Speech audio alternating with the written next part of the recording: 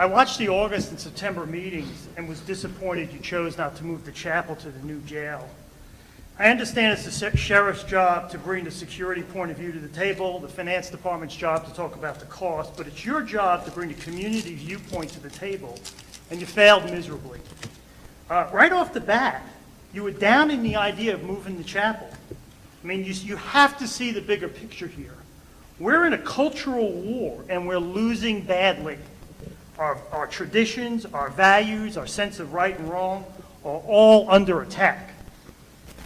And leaders like you are just finding reasons to step aside, and I saw it throughout those meetings and those videotapes. I mean, go back and listen to the tapes. Look at your reasoning for not moving the chapel. You sounded like the ACLU. It's sad that a Yankee like me has to be the one to stand up for traditional Southern values that are being attacked from all sides. Trust me, when the loony liberals come down here and the people from Greenville with their anything goes morals start to move in here, it's going to be like locusts. I've seen it. You haven't.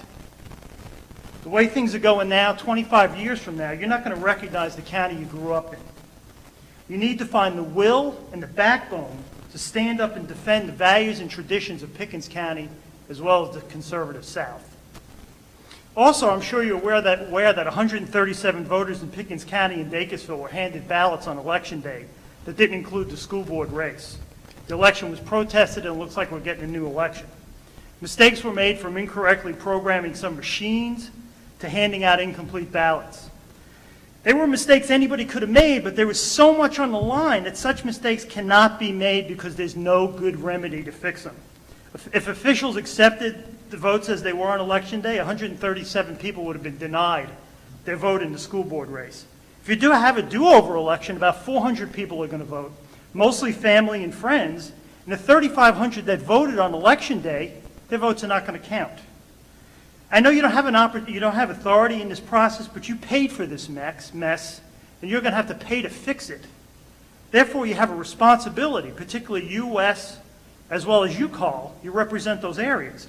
And you're going to need to step up and push to uncover what went wrong, why it went wrong, who was responsible, and what steps need to be taken to ensure it doesn't happen again.